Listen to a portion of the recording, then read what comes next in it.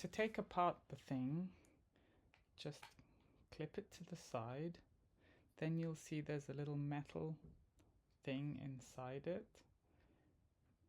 Slide something underneath to lift it up on one side and on the other side. Then you should be able to open it like this. Note the position of the metal thingy. We can take this out now, but you see on both sides there is a metal thingy. Note that when it is shut, the metal thingy is on the side that's the narrowest. So these can fall out very easily when you're disassembling it. And you'll need to put them back in the correct place. This thing is quite easy to clean. You can separate it all out. These end bits also come off. Bear in mind that there's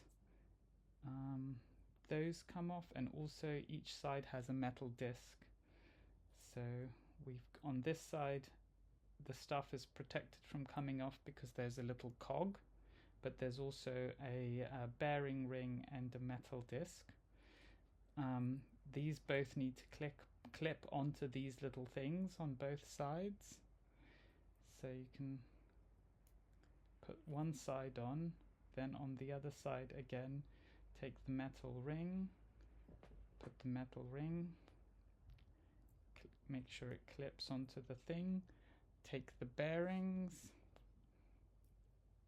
clip that onto there as well, make sure everything else is clean, then take this bit and make sure you put the metal bits in.